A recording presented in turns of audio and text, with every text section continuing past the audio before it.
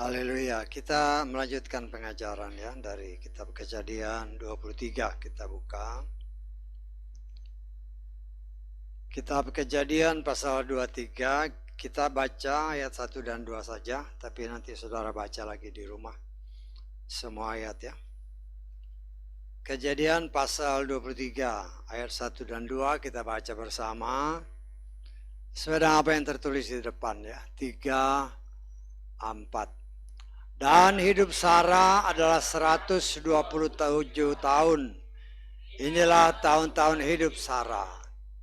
Dan Sarah mati di Kiryat Arba, yaitu Hebron, di tanah Kanaan. Dan Abraham masuk untuk meratapi Sarah dan menangisinya. Amin. Silakan duduk. Puji Bapa Yahweh, kita mengucap syukur ya, 127 tahun. Usia daripada Sarah ya, istri daripada Bapak Abraham. Dan kita bisa menafsirkan ya, atau boleh menafsirkan Abraham dan Sarah sejak kecil sudah bersama-sama, karena mereka memang sesuai firman Tuhan yang sudah kita baca dan pelajari. Bapak Abraham dan Sarah itu satu bapak ya, hanya lain ibu. Dan biasanya apalagi dahulu kan mereka pasti hidup berkelompok ya, berkelompok dari kelompok Sem, kelompok. Jadi kita bisa aja menafsirkan bahwa sejak Sarah masih kecil, dia sudah seringkali bermain dengan Bapak Abraham ya. Jadi ya kalau kita tafsirkan ya sudah bergaul ya seumur Sarah itu 127 tahun ya. Karena mereka memang satu bapak. Ya bisa aja satu rumah ya. Satu rumah besar ya, dan sudah saling mengenal satu sama lain, sehingga bisa dibayangkan bagaimana hubungan mereka ya sebagai saudara, tapi juga sebagai suami istri ya. Dan kita bisa membayangkan betapa kehilangan yang sangat dalam pasti dialami oleh Bapak Abraham ya. Setelah mengarungi hidup bersama sebagai suami istri dengan berbagai macam permasalahan dan pergumulan yang mereka hadapi, sejak mereka ada bersama-sama dengan keluarga besar mereka di Ur Kasdim. Kemudian sejak Bapak Yahweh memerintahkan Bapak Abraham keluar dari lingkungan keluarganya pada saat dia berusia 75 tahun dan Sarah berusia 65 tahun. Tantangan permasalahan yang mereka hadapi berbagai macam ragam ya. Dan kita melihat juga pertumbuhan iman mereka pun semakin bertumbuh sesuai dengan kehendak Tuhan. Dan dalam akhir hidup ya, kalau kita boleh menafsirkan, tantangan atau ujian yang sangat berat Tuhan izinkan terjadi bagi kedua suami istri ini ketika Tuhan atau Bapak Yahweh menguji iman Bapak Abraham dengan meminta anaknya si Yitzhak untuk dikorbankan ya. Kita sudah belajar minggu kemarin betapa Tuhan juga memperlihatkan kepada kita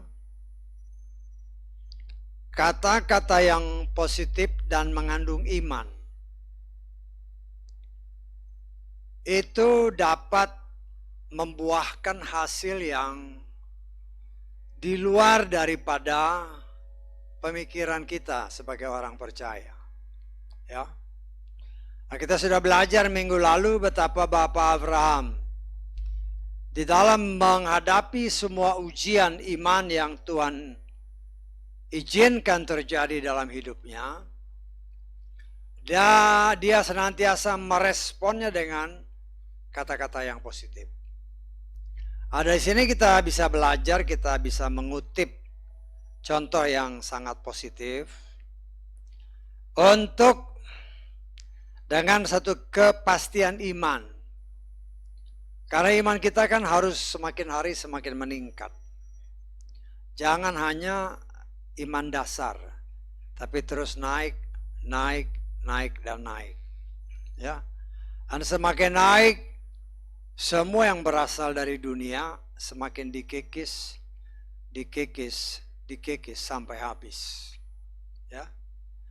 Iman yang semakin naik artinya semakin kita menjauhkan segala pikiran-pikiran yang berasal dari dunia dari dalam kehidupan kita.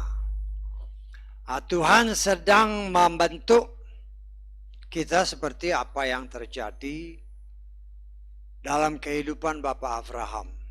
Ya. Jadi ketika kita belajar, ingat ya, yang kita disingkapkan oleh Tuhan dari pengajaran dari Kejadian pasal 1 sampai saat ini, itu semua basic ya. Basic dalam arti kata memang banyak hal yang sudah disingkap. Tetapi bisa aja kalau Tuhan menghendaki dari semua yang sudah dibuka, ada hal-hal lain yang Tuhan mau singkapkan lebih dalam dan lebih dalam lagi. Karena dia setia kepada firman-Nya sendiri. Tidak ada yang tersembunyi yang tidak disingkap. Kita mengucap syukur banyak hal yang sudah disingkapkan. Tetapi saya percaya dari semua yang sudah disingkapkan, kalau Tuhan berkenan masih ada lagi yang Tuhan mau buka, jangan heran. Ya. Jangan heran karena ya contoh lah, umpamanya satu ayat, kita diberikan masing-masing kesempatan untuk memberitakan firman dari satu ayat yang sama. Katakanlah ada berapa? Katakanlah ada 10 orang. Ya. Hanya diberi satu ayat. Ini satu ayat ini coba kamu memberitakan atau menafsirkan ayat ini dengan caramu. Bisa aja dari satu ayat yang sama, 10 orang mempunyai 10 tafsiran yang bermacam-macam, bervariasi, tetapi tetap tergantung berdasarkan kebenaran firman. Ya. Jadi ya karena itu apa yang sudah dibuka, ya saudara belajar lagi, baca lagi, ya, baca lagi. Pasti Tuhan mau buka lebih banyak. Jadi bagi saya sendiri, saya tidak heran apabila, bagaimana kalau begini-begini. Ya kalau itu, selama itu tidak menyeleweng dari Torah, bisa aja, ya, bisa aja karena masing-masing kan Tuhan berikan karunia untuk menafsirkan berbagai macam dengan berbagai macam cara, walaupun firman-Nya cuma satu. Ya. Dan saya percaya kita bertumbuh masing-masing dengan cara Tuhan sampai menuju kepada kesempurnaan. Nah, seperti yang saya katakan pada awal, saya percaya Bapak Abraham itu mengenal Sarah kurang lebih 127 tahun ya. Seumur Sarah bayi dia udah kenal. Karena bapaknya satu, hanya ibunya beda. Tetapi saya percaya pada jangankan zaman dulu, sekarang aja kan kadang-kadang keluarga besar ya tinggal di satu komplek aja kan.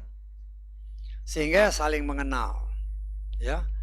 Nah, saudaraku yang dikasih oleh Bapak Yahweh, tetapi segala sesuatu ada waktunya, kata firman Tuhan. Ya.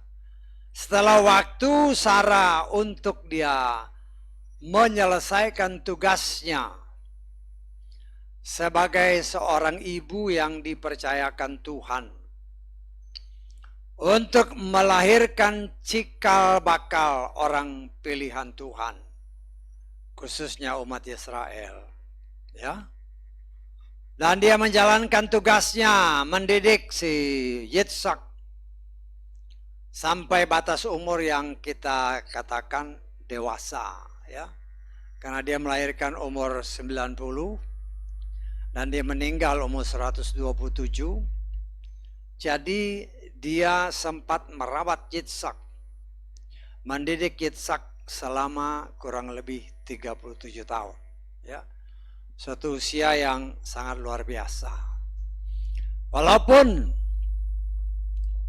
untuk waktu-waktu yang ketika mereka menghadapi ujian iman yang luar biasa, ya kita memang tidak bisa persis tahu berapa umur si Yitzhak ketika dia mau dikorbankan, ya, ketika dia mau dikorbankan. Tapi kalau kita mau membandingkannya dengan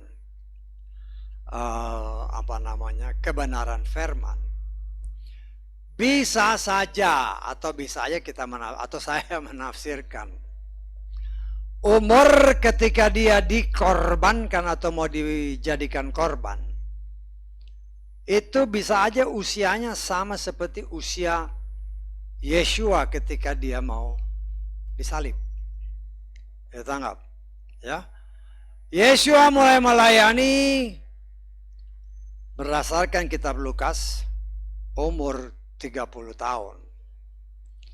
Dan itu sesuai dengan kitab Torah yang menyatakan orang Lewi mulai melaksanakan tugas keimamatannya pada usia 30 tahun. Karena itu dikatakan dalam kitab Lukas yang pernah kita baca, Yeshua mulai melayani kurang lebih umur 30 tahun. Ya. Nah, kita percaya bahwa dia melayani kurang lebih 3,5 tahun berdasarkan juga apa yang dikatakan kitab kitab Daniel, ya, kitab Daniel yang kita sudah pernah lihat betapa Yeshua ketika Daniel disingkapkan tentang, kita lihat aja lah supaya jangan salah ya, dari Daniel pasal 9 ini kita baca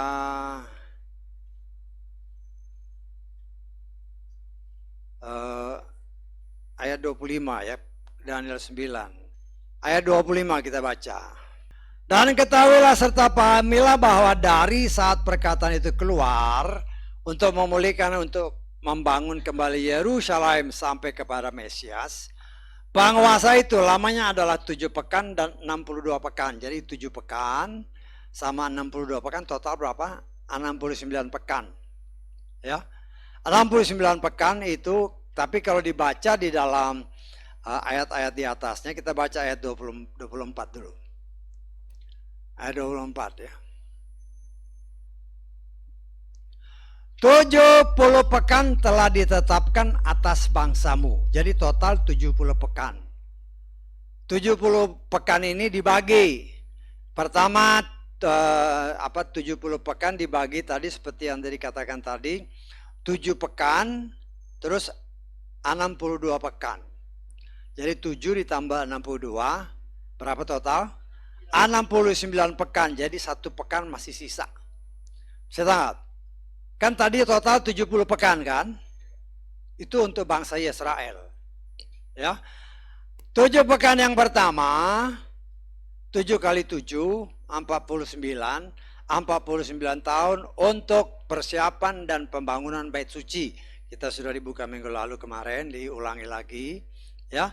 Kemudian sisa 62 pekan. 62 dikali 7, berapa itu? Berapa ratus tahun?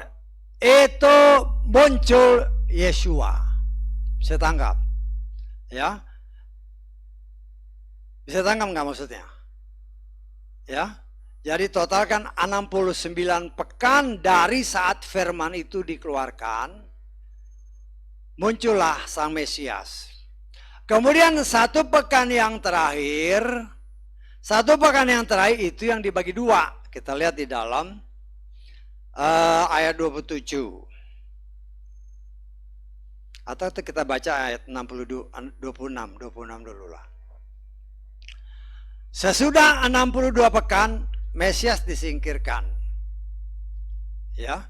Jadi total 62 pekan, Mesias keluar. Ya. Kemudian nanti di ayat 27 kita lihat. Ayat 27.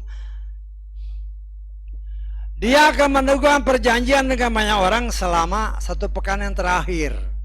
Kan total tadi 7 pekan sama 62 pekan. Total berapa? 69 pekan. Ya. Tadi kan yang pertama kan total kan 70 pekan. Satu pekan yang terakhir itu yang dikatakan pada, kita baca ayat 27 tadi.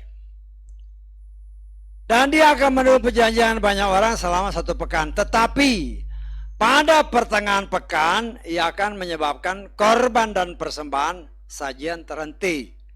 Inilah yang pekan yang terakhir, satu pekan itu 7 hari, itu dibagi dua. Setengah pekan itu pekerjaan Yeshua, sehingga dikatakan di sini korban dan persembahan sajian dihentikan. Yeshua sebagai korban setelah dia melayani 3,5 tahun. Saya tangkap, ya, 3,5 tahun, karena setengah pekan yang terakhir. Saya tangkap ya. Nah, karena itu tadi kalau kita hubungkan dengan pelayanan Yeshua, dia mulai melayani umur 30 tahun. Jadi dia mati atau disalibkan itu umur kurang lebih 33,5 tahun. Ya. Nanti yang setengah pekan sisanya, itulah yang saya tafsirkan. Karena ini berbicara bangsa Israel, inilah setengah pekan yang Tuhan juga turunkan. Dia tidak lagi turunkan Yeshua karena bangsa Israel tetap tidak percaya Yeshua. Tetapi yang diturunkan itulah si Moshe dan Elia. Karena itu dua nabi besar yang mereka percaya. Karena itu dikatakan di dalam Wahyu bahwa kedua orang ini akan melayani selama 3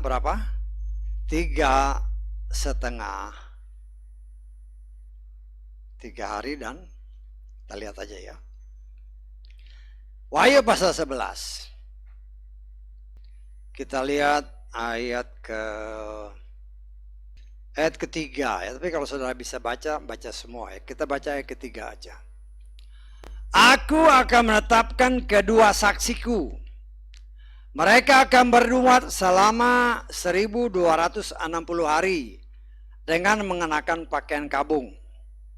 Mereka inilah 2 pohon zaitun dan 2 kaki pelita yang berdiri di hadapan Yahweh seluruh bumi. Dan jika ada orang yang ingin mencelakai mereka, api akan keluar dari mulut mereka dan memakan habis mereka yang memusuhinya.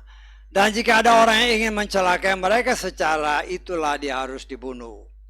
Mereka ini memiliki otoritas untuk menutup langit agar tidak mengirim hujan pada hari-hari mereka bernubuat. Dan mereka memiliki otoritas atas air dan seterusnya, nanti saudara baca. Dari tanda-tandanya, kedua orang ini adalah Moshe dan Elia. 1260 hari, 1260 dibagi 360 itu 3,5 tahun. Setahun, 3,5. Yang separuh itu tadi. Kan tadi 1 pekan Yeshua selesaikan, setengah pekan. 3,5 hari. Saya tangkap. Kan 1 pekan terakhir dari Daniel tadi, Itu 3,5 hari. Itu yang selesaikan Yeshua. Bisa ditangkap. Tetapi mereka menyingkirkan Yeshua. Dan Tuhan harus menggenapkan yang setengah ini. Dikirimlah Moshe dan Elia. 3,5 tahun yang sisa. Bisa tangkap. Ya. Dan saya percaya apabila mereka ini, kenapa mereka harus turun? Karena orang-orang ini yang dipercaya oleh bangsa Israel. Dan saya menafsirkan, boleh aja menafsirkan. Ketika nanti korban dibakar, itu yang mimpin Elia. Kan nanti bait suci berdiri. Ya, kita kan boleh menafsirkan dia karena dia yang mentobatkan bangsa Israel. Ketika bangsa Israel menyembah berhala pada zaman si Ahab. Saya tangkap. Dan dialah nanti yang akan membakar korban. Dia berdoa dan api dari langit turun. Saya tangkap. Nah, itu saya menafsirkan seperti itu. Karena mereka turun ini bukan asal sembarang turun. Mereka bernubuat untuk apa? Melakukan hal-hal yang membuat bangsa Israel ini bertobat. Dan bangsa ini kalau seandainya Yeshua yang turun, mereka tetap tidak percaya. Tetapi nabi besar yang mereka percaya, 2 orang ini, bahkan di dalam hari-hari raya mereka yang 7 hari raya ini, ada hari-hari tertentu yang mereka senantiasa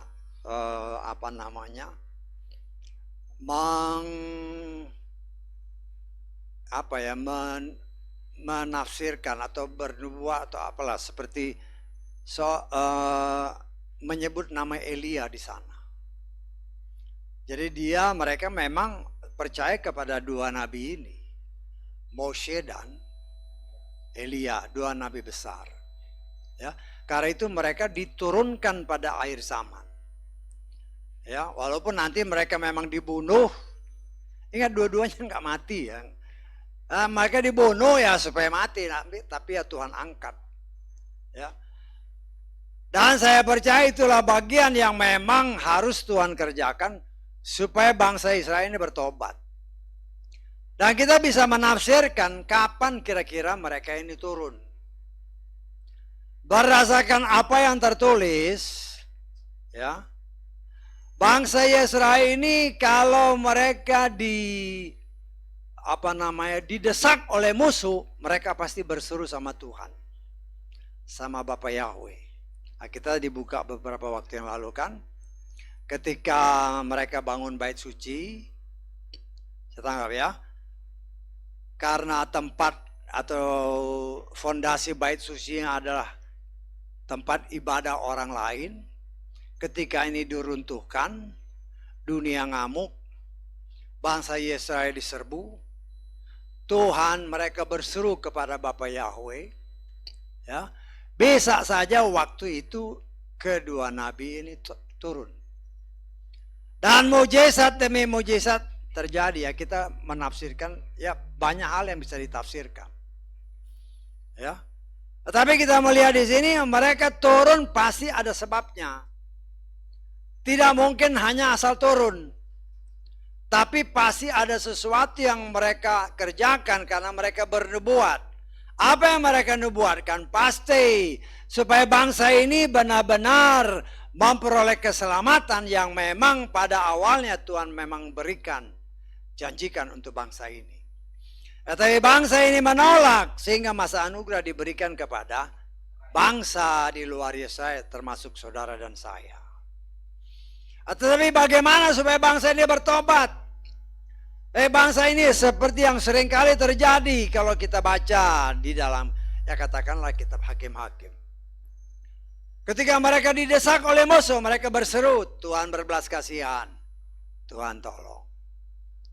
Demikian juga ketika bangsa ini diserbu oleh seluruh dunia, bahkan Yeshua sendiri akan turun. Kan dia menjejakkan kaki. Ya. Tetapi kan waktunya itu kan tidak diberitahu persis. Tapi ya bisa saja. waktu-waktu ini ya sangat berdekatan sekali, karena itu setengah pekan yang terakhir di mana Tuhan sendiri akan memperlihatkan dirinya bahwa Dia adalah Sang Juru Selamat. Baru waktu itu mereka mengakui, karena kan memang firman Tuhan menyatakan demikian, sehingga kita hanya bisa menafsir. Apakah begini Tuhan? Hanya Tuhan yang tahu. Kita tidak bisa persis bagaimana waktunya. Ya, kita mengharapkan pada saat itu kita sudah diangkat. Kita lihat dalam Sakaria ya. Pasal 14 ayat ke-3 dan ke-4 ya.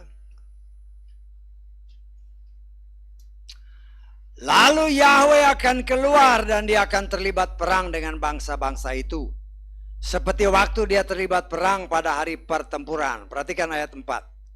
Pada hari itu kakinya akan berjejak di Bukit Zaitun yang terletak di depan Yerusalem dari sebelah timur. Bukit itu akan terbelah menjadi dua, dari timur ke barat, suatu lembah yang sangat besar. Dan setengah dari bukit itu akan bergeser ke utara, setengah lagi akan bergeser ke selatan. Ya, kapan persisnya kita tidak tahu. Hanya kita bisa menafsir-nafsir.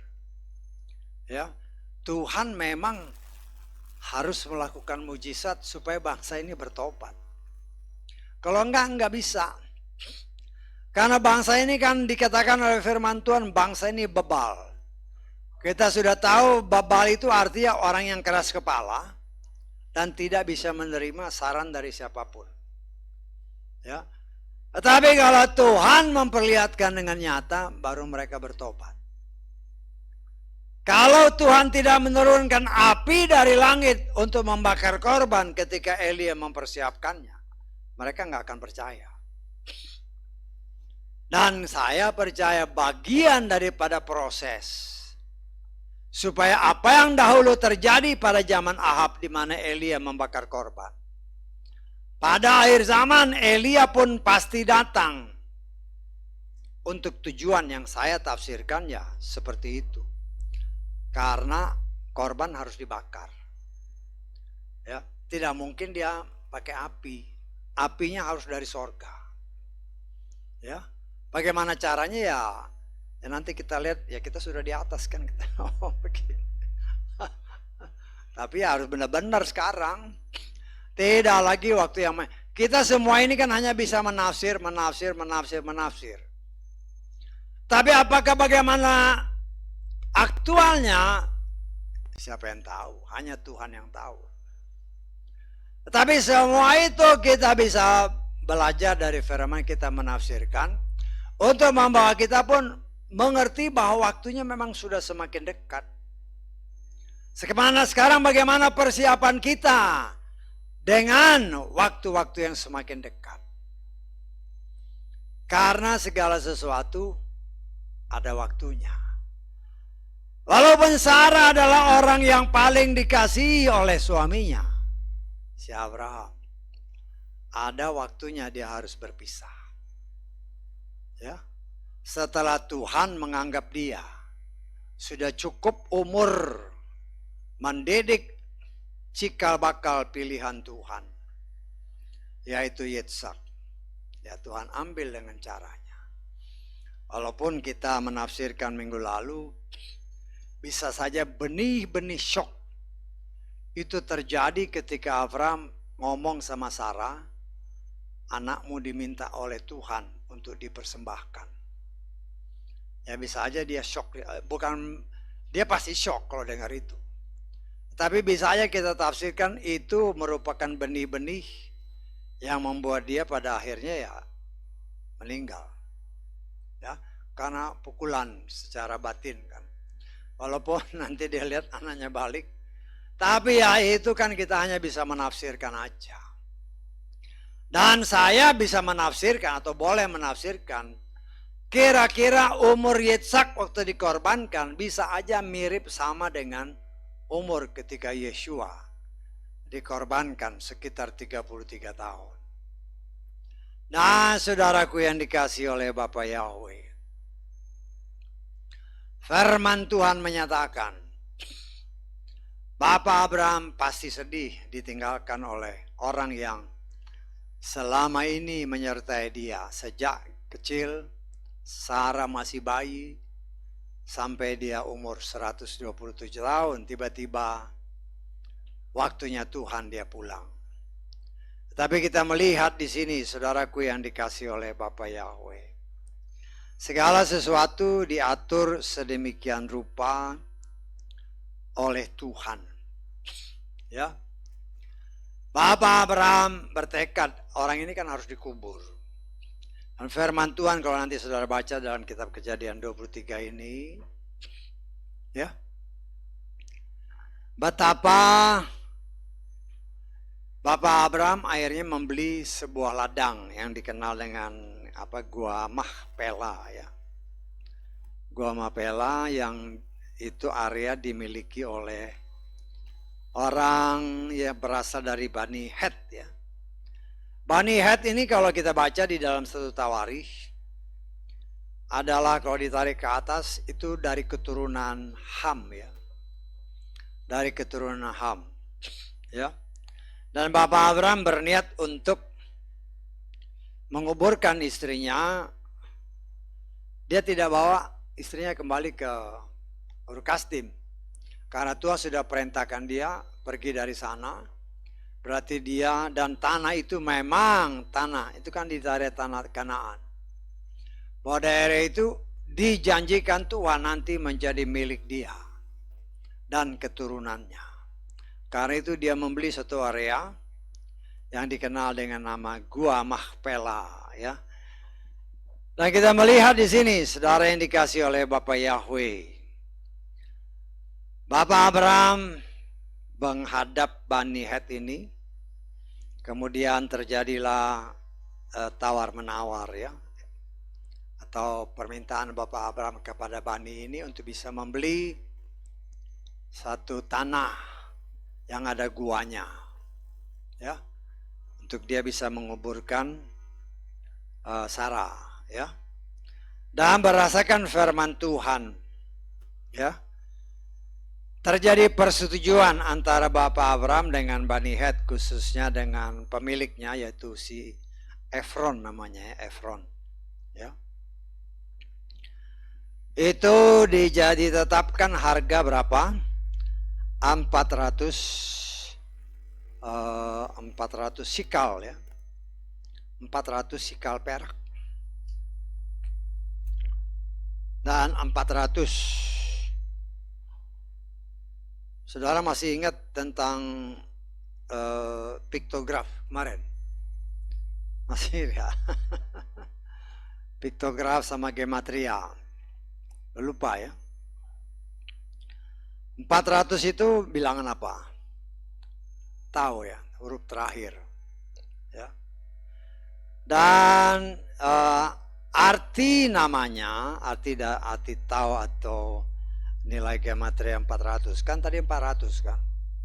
400 itu adalah tahu atau abjad terakhir daripada 22 huruf-huruf Ibrani. Dan arti daripada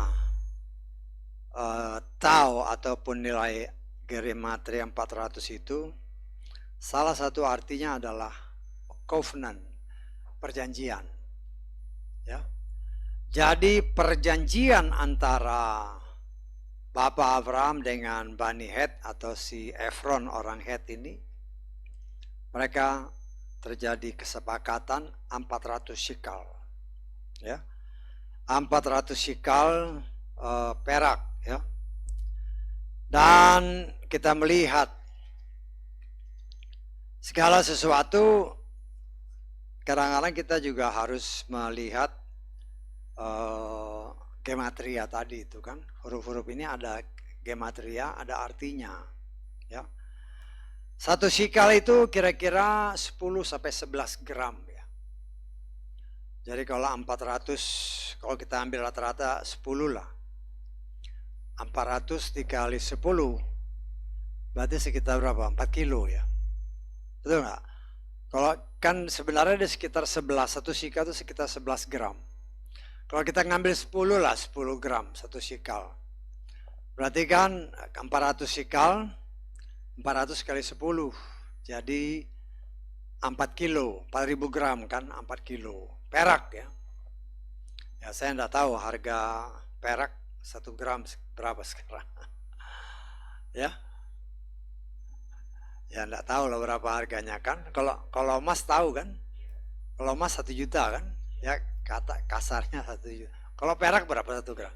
30.000. 30.000. 30.000 dikali 4 kilo kali 4.000. Ya lumayan. Ya. Itu dulu ya. Itu dulu. Ya, sekarang beda. Nah, saudaraku yang dikasih oleh Bapak ya, kita melihat di sini. Ya. Memang di kuburan ini itu yang sudah dibeli oleh Bapak Abraham itu dikuburkan ya keluarganya dia, keluarga Bapak Abraham. Baik nanti di situ kan Abraham mati dikuburkan di situ. Yitzhak dan Ribka mati dikuburkan di situ. Kemudian Yakub dan istri pertamanya Lea itu juga dikuburkan di situ. Jadi semua leluhur bangsa Israel dikuburkan di sana. Ya terserahlah namanya apa, tapi ya dikuburkan di sana. Ya, di sini kita melihat ya bahwa segala sesuatu itu ya mungkin kita bisa melihat kuburannya. Ya kan banyak orang-orang yang pergi ke sana kan lihat kuburan. Tapi jangan ngomong di kuburan. Kan dulu-dulu nih, dulu-dulu. Kalau datang ke kuburan opa-opa kan datang lah gitu kan. Saya pernah ngalamin soalnya. Dibawa ke sana kan, ke kampung sana kan, datang. Ngomonglah, opa ini cucu-cucu datang. Tapi ya kita nggak tahu, kan kita nggak ngerti. Ya walaupun namanya Kristen dari leluhur, tetapi ada tertulis kan, orang yang sudah mati rohnya udah kembali ke sana, jangan diajak ngomong. Kalau diajak ngomong, siapa yang diajak ngomong? Bisa-bisa ada hal-hal yang hal-hal yang aneh terjadi itu jadi diimani, ya kan? Kadang-kadang kita mau pergi mau pulang kan, terjadi, kita belum boleh pulang, sini lagi. Ya. Lah itu akhirnya menjadi suatu kepercayaan, ya. Padahal ya kebetulan aja mungkin, ya. Tapi ya itu bisa aja roh-roh jahat yang juga masuk. Menyaru, karena kita harus percaya bahwa orang-orang yang percaya kepada Bapa Yahweh, ketika ya bukan orang percaya Bapa, semua manusia ciptaan Bapa Yahweh, ketika mereka mati, ya rohnya langsung kembali. Ya, jadi jangan sampai kita juga tertipu dengan dongeng-dongeng leluhur, ya. Jadi kita harus sangat percaya bahwa ketika orang itu meninggal, dia langsung kembali kepada Bapa Yahweh. Tapi orang-orang yang percaya, ya, seperti umpamanya cerita di dalam firman Tuhan kan, si siapa? Lazarus kan? Ketika Lazarus dan si siapa?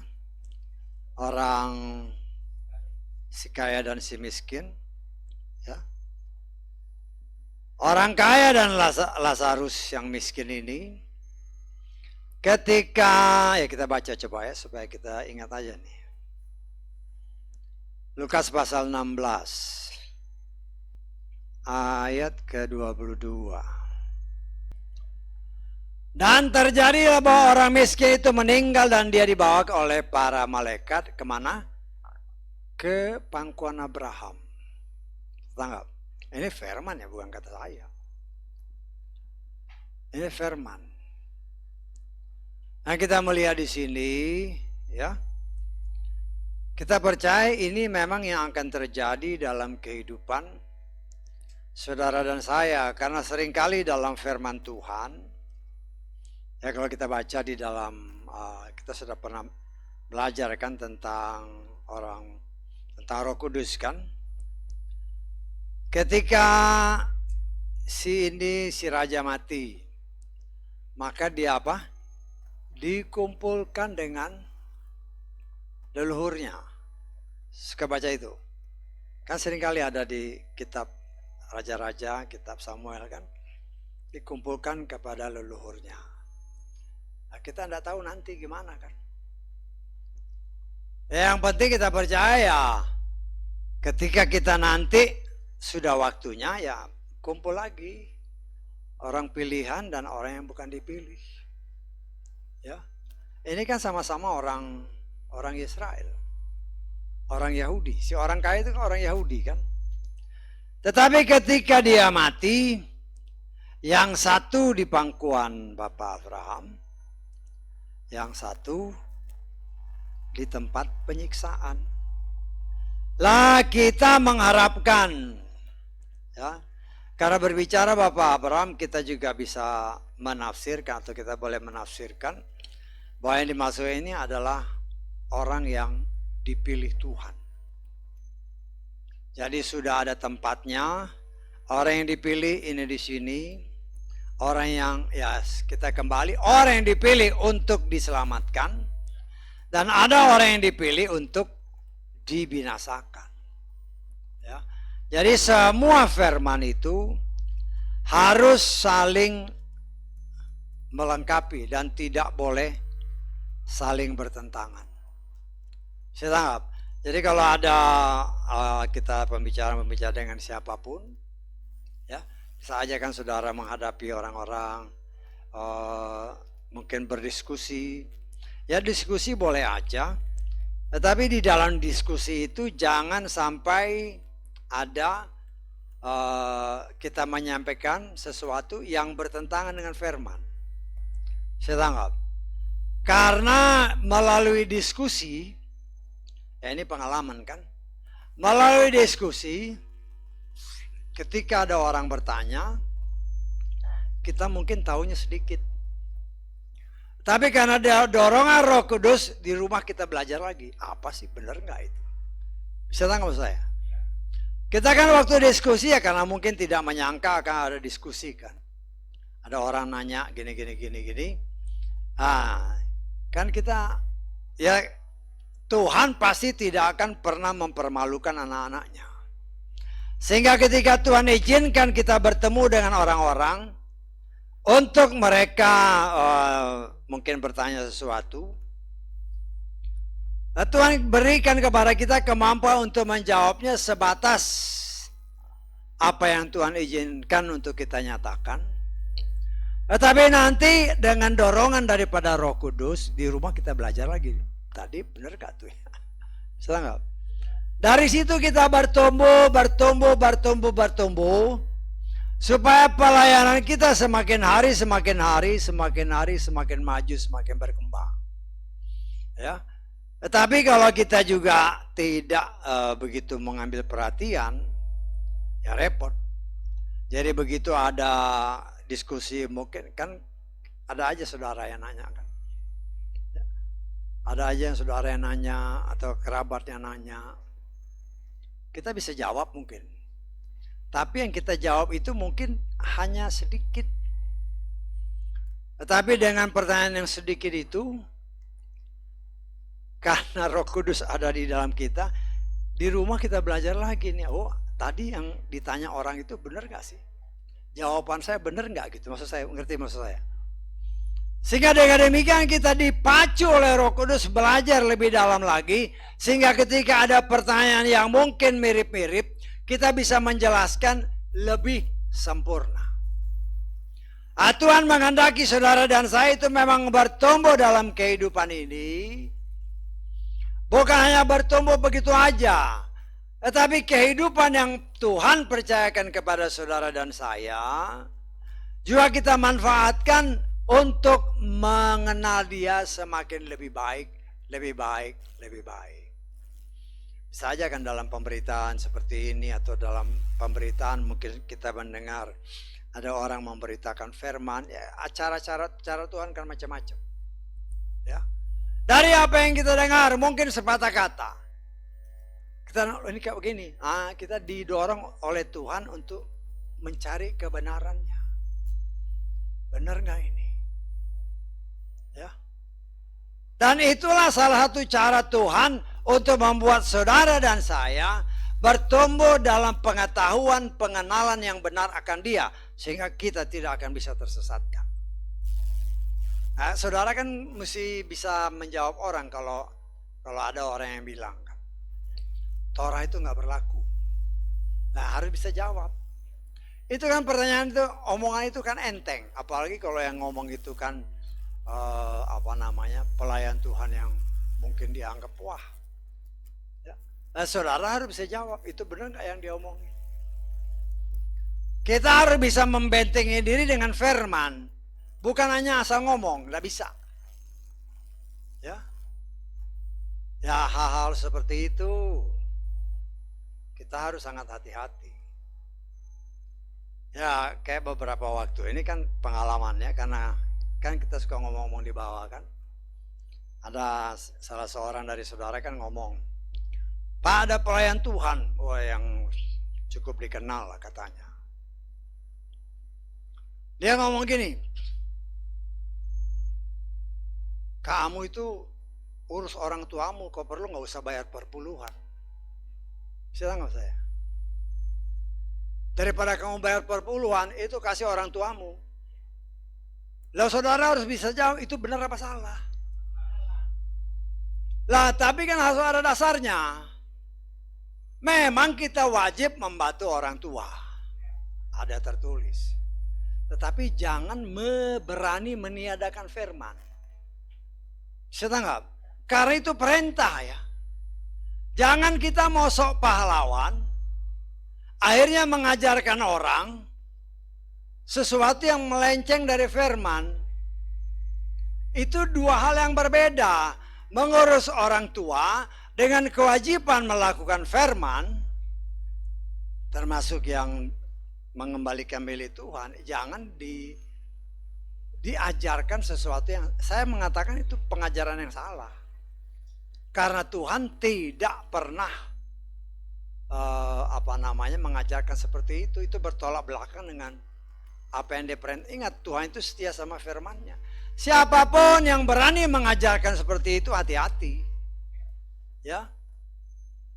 Jadi jangan sampai kita terpengaruh. Ada orang lagi yang mengajarkan, ada tertulis kita harus memberikan orang miskin berapa 2,5%. Mana ayatnya? Gak ada ayatnya. Gak ada ayatnya. Tetapi ya itu disiarkan ya, itu bahaya sekali, gak ada ayatnya. Memang orang miskin kita harus bantu, tetapi jangan bilang ada persentase, mana ayatnya? Gak ada ayatnya. Loh ini orang seberang begini, loh orang seberang, jangan kau campur aduk. Bisa tahu maksud saya?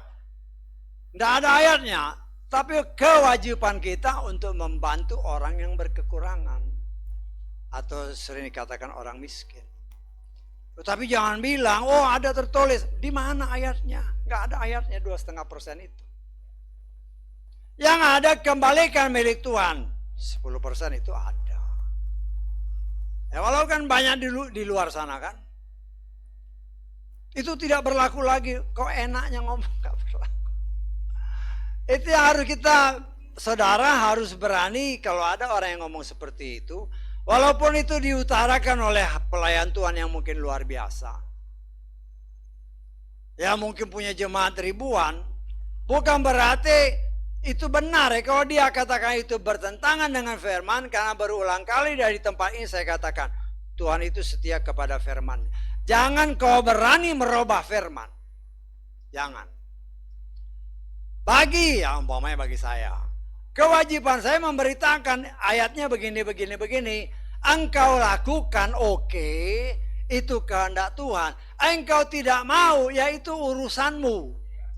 Tetapi jangan engkau sebagai pelayan Tuhan berani mengubah firman. Itu bahaya.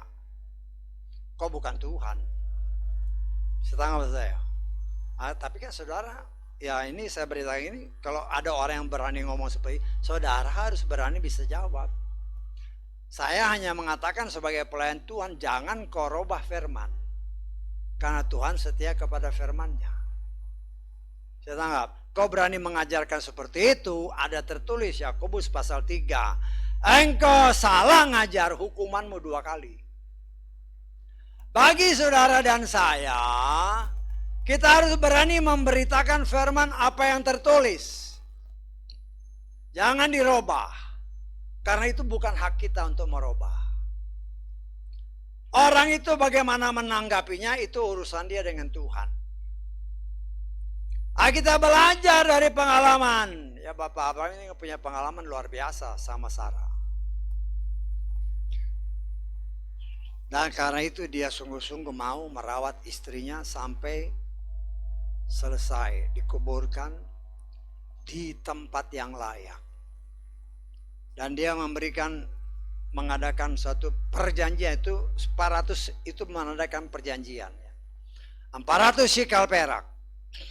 Ya, untuk membeli tanah, membeli tempat untuk mereka, ya sebenarnya nanti dia juga dikubur di situ. Untuk apa? Supaya orang menjadi satu kesaksian hidup sampai detik ini bahwa apa yang tertulis itu memang ada. Saya tanggap, ada orangnya. Yang namanya Bapak Abraham itu ada orangnya. Ya memang tidak ditulis. Kalau bagaimana dengan siapa? Adam, Hawa, Nuh, Sem, Ham, Yafet. Ya pasti ada, cuman kita tidak tahu di mana. Tengkorak-tengkoraknya di mana pasti ada, tapi kita tidak tahu di mana.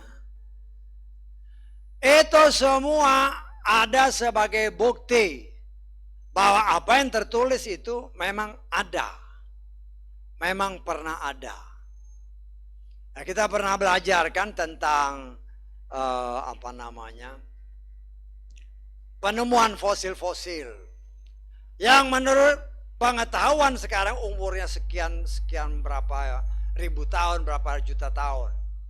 Firman Tuhan menyatakan itu bisa. Dan kita sudah belajar karena ada buktinya. Dan memang berdasarkan penggalian para arkeolog, mereka menemukan memang ada. Itu satu bukti bahwa apa yang ditulis oleh kitab suci kita itu adalah suatu kebenaran yang bisa dibuktikan. Lah kita sebagai anak-anak Tuhan, kita pun saat ini sedang belajar terus. Bagaimana orang seperti Sarah walaupun dia sudah meninggal, tetapi dia tetap setia membantu suaminya sampai akhir hidupnya. Walaupun dalam liku-liku kehidupan mereka, ya dalam liku-liku kehidupan mereka kan, ya bisa terjadi salah pengertian, ya kan? Bisa terjadi hal-hal yang yang mungkin tidak enak dalam kehidupan sebagai manusia. Tetapi semua itu, ya, kita bisa melihat pengajaran yang Tuhan berikan bagi saudara dan saya. Betapa setianya Sarah di dalam mendampingi suaminya dalam berbagai macam permasalahan dalam kehidupan sampai selesai. Ya. Kalau saya boleh katakan, kita sudah seringkali belajar kan, bagaimana seorang Sarah itu rela melakukan apapun yang diperintahkan suaminya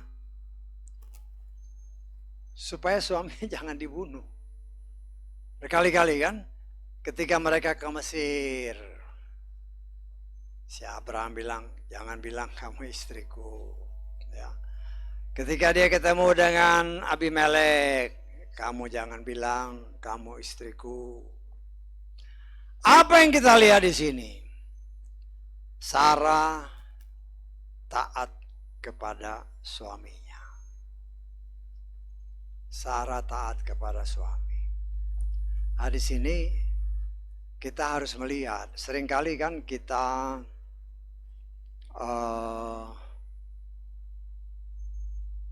menggambarkan banyak. Kita mengucap syukur kalau beberapa kali dari tempat ini seringkali disiarkan.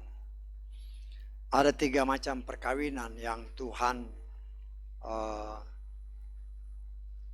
mau kita tahu, baik perkawinan yang Tuhan izinkan, perkawinan yang Tuhan tahu, perkawinan yang Tuhan kehendaki.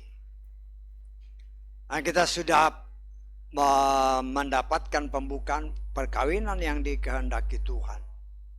Contohnya Abraham dan Sarah, Yitzhak dan Ribka. Walaupun dalam suasana yang mungkin tidak enak, Tuhan tetap bela mereka. Karena itu perkawinan yang dalam pandangan Tuhan, Tuhan sendiri yang menguduskan, Tuhan sendiri yang mempertemukan, Tuhan sendiri yang memberkati. Nah, kita melihat di sini saudaraku yang dikasih oleh Bapa Yahweh, ya, firman Tuhan seringkali mau membawa saudara dan saya dalam kehidupan. Ingat ya, rumah tangga itu adalah, kalau saya boleh tafsirkan, adalah sorga kecil dalam kehidupan manusia. Saya tanggap, sorga kecil, maka itu perkawinan itu harus perkawinan yang memang Tuhan kehendaki. Perkawinan yang Tuhan kehendaki berarti di situ ada hadirat Bapa Yahweh. Nah, kita sudah belajar dari arti atau tulisan Ibraninya antara Is dan Isa. Nah, kita sudah belajar kan? Bagaimana Is dan Isa ini kalau dikawinkan, 6 huruf Ibrani itu, ya. Di situ ada 2 kali yang menyatakan api yang menghanguskan, yaitu Is. Masing-masing punya ego. Suami punya ego, istri punya ego. Ya. Punya karakter yang berbeda. Punya karakter yang berbeda. Tetapi Tuhan persatukan selama ada Yahweh di sana. Walaupun sama-sama punya ego, selama ada Bapa Yahweh di sana, maka perkawinan itu pasti ada dalam perlindungan Tuhan. Nah, di sini kita diajar sebagai suami istri, kita tiru Bapak Abraham. Bahkan firman-Nya menyatakan bahwa Sarah itu ada tertulis, ya, menyebut Abraham itu sebagai tuannya. Dan memang dalam kehidupan sehari-hari, ya, mungkin adat istiadat di sana juga kan, bagaimana ketaatan Sarah kepada suaminya. Tetapi kita juga melihat betapa Abraham pun sangat mengasihi istrinya, ya. Dan hal-hal ini yang bisa kita petik. Nah, kita melihat di sini Abraham orang yang teguh, yang boleh dikatakan imannya sudah sangat tinggi levelnya, mencapai kesempurnaan. Atau ya tingkat yang sudah tinggi. Ketika dia kehilangan istrinya, dia juga nangis. Dia juga sedih. Ya. Tetapi disinilah kita melihat itulah kelemahan manusia. Ya, ya namanya ditinggal ya pasti sedih lah. Ya wajar-wajar aja kan. Walaupun ada firman Tuhan bilang, ya, kalau orang meninggal itu jangan ditangisin. Tapi kan dalam kenyataannya nggak bisa kan. Karena apa? Karena kadang-kadang kan kita mengingat, ya, mengingat orang-orang yang selama ini mungkin menyertai kita, ya. Ya kalau memang suatu saat mereka dipanggil, ya pasti ada suatu kesedihan, ya, atau kesedihan, atau mungkinlah katakan mungkin orang tua kita yang sudah dipanggil, kita mengingat saat-saat, ya, saat-saat akhir mereka. Kadang-kadang sedih juga, ya, sedih juga. Ya kadang-kadang tanpa sadar kita nangis, ya. Cuman kalau diingat-ingat lagi, ya, apa yang sudah aku buat untuk orang tuaku. Karena banyak orang kan, waktu orang tuanya meninggal, waduh nangisnya menggerong-gerong. Tapi waktu orang tuanya masih hidup, ditengok aja enggak. Kan banyak seperti itu kan. Nah, di sini kita melihat kita harus belajar dari semua pengalaman. Dan kita melihat Bapak Abraham dan Sarah boleh kita tafsirkan sebagai suatu pasangan yang memang benar-benar ada dalam proteksi Tuhan, walaupun mereka punya pergumulan-pergumulan yang berat, tetapi mereka tetap hidup di dalam kesetiaan dan ketaatan. Ya. Tetapi tidak kurang juga mereka punya kelemahan. Yang baik kita tiru. Yang tidak baik menjadi pengajaran bagi kita. Kita lihat kenapa bisa terjadi seperti ini, dan itu jangan kita lakukan. Saya tahu nggak? Ya, kalau kita lakukan bahaya. Karena itu kita belajar supaya tahu nih, ini salah. Ya, jangan ditiru. Ya. Tapi yang baik itu harus kita tiru, bahkan harus kita tingkatkan. Dan kita melihat Bapak Abraham luar biasa di dalam perjalanan imannya. Sangat luar biasa, ya, pertumbuhannya sangat luar biasa, dan kita belajar ini, dan Tuhan terus mendidik saudara dan saya untuk kita juga mengerti begitu banyak nubuatan-nubuatan yang telah dinyatakan oleh para nabi, dan semuanya pada berbicara tentang akhir zaman. Seperti yang disingkapkan oleh Daniel, kemudian disingkapkan dengan 70 minggu ini, semuanya memang patokannya bangsa Israel. Patokannya itu bangsa Israel. Ya, berdasarkan iman kita, karena itu memang tertulis. Dan kita melihat apa yang dijanjikan Tuhan itu terhadap bangsa ini, keturunan Bapak Abraham, janji Tuhan, aku akan memberkati keturunanmu, itu memang terjadi. Dan ada tertulis ketika Tuhan sudah meletakkan mereka di tanah perjanjian yang sudah Tuhan janjikan, yang Tuhan sendiri tanam mereka kembali ke sana, tidak ada satu kekuatan apapun yang bisa mencabut mereka. Dan itu terjadi. Artinya dengan semua nubuatan-nubuatan itu, semua yang dijanjikan Tuhan kepada leluhur mereka itu Bapak Abraham, itu terjadi, dan kita tidak menyangkalinya. Itu membuat kita semakin percaya bahwa apa yang ditulis oleh 66 kitab yang kita kenal sebagai kitab suci kita adalah semata-mata kebenaran yang tidak bisa diganggu gugat dengan berbagai macam pengajaran-pengajaran lain. Nah, kita mengucap syukur bahwa memang begitu banyak, ya, karena memang kan banyak orang juga yang memang mempunyai kemampuan-kemampuan luar biasa dalam hal tulis-menulis. Tetapi yang sering kali dimasukkan oleh mereka bukan lagi ilham dari Roh Kudus, tetapi berdasarkan hikmat manusia, filsafat-filsafat manusia, pengetahuan-pengetahuan manusia, sehingga tanpa disadari bisa membuat orang pilihan pun bisa tertipu. Tapi kita melihat pembelaan Tuhan bagi orang yang mau sungguh-sungguh hidup di dalam Tuhan.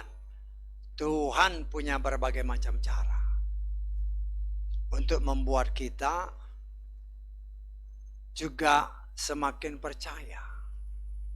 Walaupun dalam kenyataan, ya khususnya mungkin kalau boleh kita lihat, Bapak Abraham itu hanya percaya kepada Bapak Yahweh. Kita sebenarnya sudah disingkapkan jelas. Ketika Nuh dan anak keluarganya diselamatkan, mereka hanya percaya kepada Bapak Yahweh. Artinya kita bisa mengambil kesimpulan, orang yang tidak percaya kepada Bapak Yahweh dengan sungguh-sungguh dan benar, Tuhan binasakan. Nuh ini kan punya banyak saudara. Ya. Kan Nuh itu kan di atasnya kan banyak. Tetapi kita melihat di sini dari sekian banyak, ya, si Nuh ini kan siapa? Bapaknya kan Lamek. Lamek itu kan punya anak-anak. Tahu nggak? Kita kutip satu ayat lah, pokoknya dari tentang Nuh ini kan, supaya kita tahu ya, walaupun sekian banyak keluarga, tetapi tidak semuanya selamat, tidak. Kita lihat dari Kejadian pasal 5 ayat ke-28. Ke-28 ya. Ini bapaknya si Nuh ini. Lameh hidup 182 tahun dan dia memperoleh seorang anak laki-laki. Dan dia memanggil namanya Nuh. Sambil mengatakan anak ini akan menghibur kita mengenai pekerjaan kita dan dari jerih payah tangan kita. Karena tanah yang telah Yahweh kutuk. Perhatikan ayat 30. Setelah memperanakan Nuh, Lameh masih hidup 595 tahun. Dan apa? Dia memperanakan anak-anak laki dan perempuan. Jadi Lameh ini selain memperanakan Nuh, dia punya banyak anak lagi. Nuh ini punya banyak saudara. Satu bapak dengan begitu banyak anak-anak, cuma Nuh yang selamat. Artinya bukan jaminan bapaknya benar, anaknya pasti benar, belum tentu. Dari sini kita bisa belajar bahwa kita memang percaya kepada Bapa Yahweh dalam Yeshua Masiah.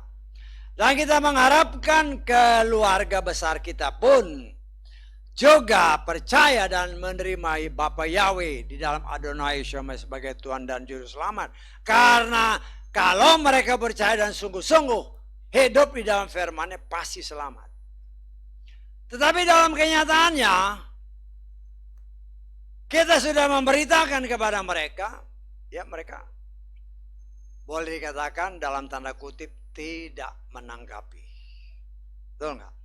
Jangan heran. Jangan heran. Nuh itu punya banyak saudara. Tetapi hanya Nuh yang selamat. Ya. Dan saya menafsirkan istrinya dan 3 orang anaknya, 3 orang mantunya. Mereka selamat karena Nuh, bukan karena kehidupan mereka yang benar. Saya tanggap. Karena jelas firman Tuhan katakan, Nuh orang yang benar. Tidak ada ayatnya yang menyatakan istrinya benar, anak-anaknya benar, atau menantu-menantu, tidak ada. Jadi Nuh dan keluarganya selamat karena Nuh orang benar. Karena itu kewajiban kita sebagai anak-anak Tuhan, hiduplah supaya kita dalam pandangan Tuhan itu benar. Saya tanggap. Sehingga paling sedikit istrimu, suamimu, anak-anakmu, darah dagingmu langsung, itu selamat. Saya tahu maksud saya, ya. Nah, kita belajar. Bukan saya katakan bahwa kita lebih hebat dari mereka, tidak. Tetapi ini tertulis. Karena itu tertulis ya lakukan apa yang tertulis. Supaya ibadah kita jangan sia-sia. Saya percaya walaupun ya memang tidak banyak hal yang disingkapkan di dalam Kejadian 23 ini ya. Tetapi kita melihat betapa seorang seperti Bapak Abraham pun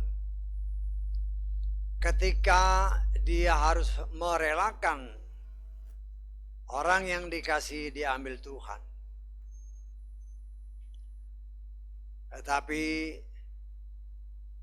kita melihat Bapak Abraham tetap mengurus dia sampai dikubur.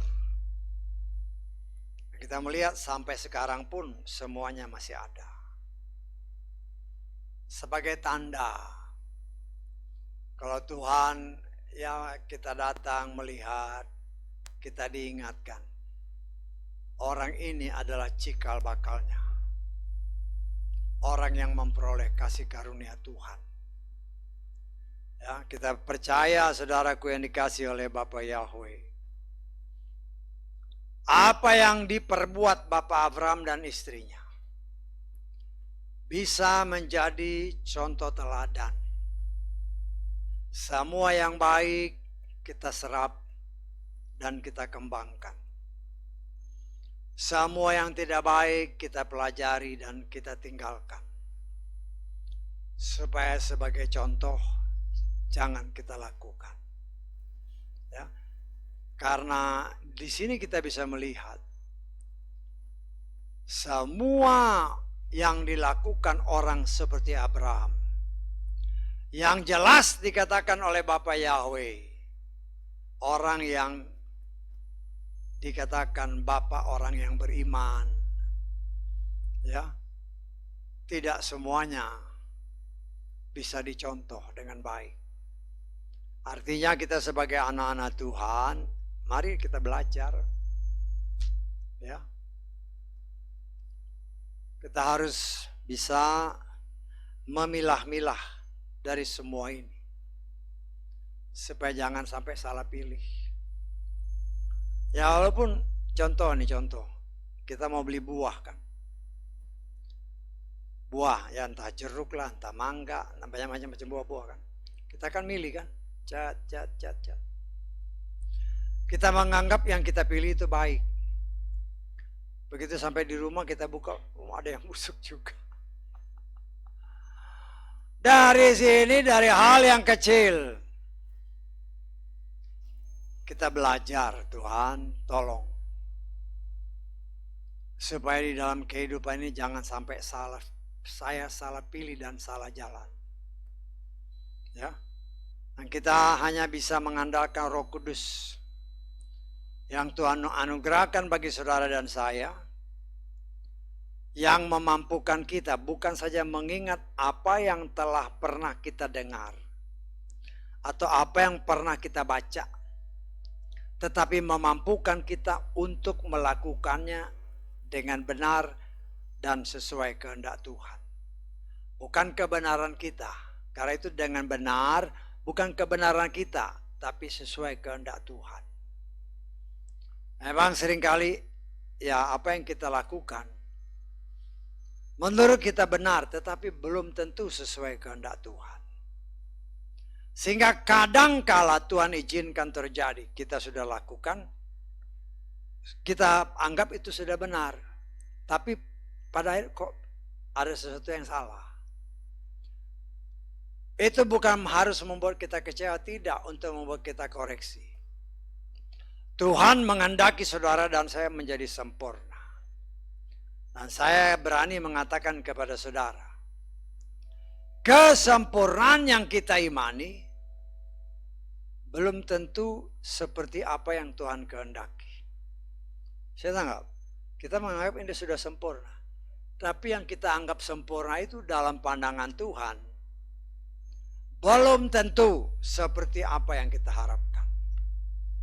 Tetapi dengan semakin banyak kita bergaul dengan firman, maka firman itulah yang akan mengajarkan saudara dan saya untuk kita mengerti, mengenal Tuhan dengan penuh dan dengan benar. Karena saya percaya ketika kita mengenal Dia dengan penuh dan benar, membawa hidup kita benar dan benar di hadapan Tuhan, itu menjadi jaminan dalam hidup saudara dan saya. Itu kita bisa bersama dengan Dia sampai selamanya. Karena itu saudaraku yang dikasih oleh Bapa Yahweh, seringkali di dalam dunia ini kan kita menghadapi begitu banyak macam tantangan. Tapi kita koreksi diri sendiri. Ya memang setiap doa yang saya pribadi doakan untuk kita semua, Tuhan ajarkan kami mengucap syukur. Apapun situasi, kondisi yang Tuhan izinkan terjadi dalam hidup kita. Tetapi yang sering kali terjadi kan sebaliknya. Kita sudah mungkin ngomel dulu, kecewa dulu. Tetapi saya percaya walaupun melambat tetapi pasti Tuhan sanggup merubah yang tadinya begitu permasalahan datang langsung ngomel, langsung mengeluh. Tetapi ketika kita diajar dan diajar oleh Tuhan, ketika permasalahan terjadi, mungkin kita berdiam diri, kita berdoa, Tuhan terima kasih. Karena segala sesuatu apapun yang Tuhan izinkan terjadi dalam hidup saudara dan saya, itu semua tetap dalam kontrol Tuhan. Saya tangkap. Nah, Tuhan sedang membawa kita menuju kepada kesempurnaan. Kita diajar. Jangan pernah kecewa dalam hidup ini. Karena semua yang Tuhan izinkan terjadi dalam hidup kita, itu tetap Tuhan yang atur. Ya mungkin cobaan atau ujian yang Tuhan berikan tidak seperti Abraham, tetapi seperti ya kehidupan sehari-hari. Ya, dari situ kita belajar, sehingga setiap saat kita hanya Tuhan terima kasih. Mengatakan terima kasih Tuhan ini dalam kesulitan, itu memang tidak semua orang bisa lakukan. Tapi Tuhan mengajarkan saudara dan saya, mampukan kami Tuhan mengucap syukur. Haleluya. Amin.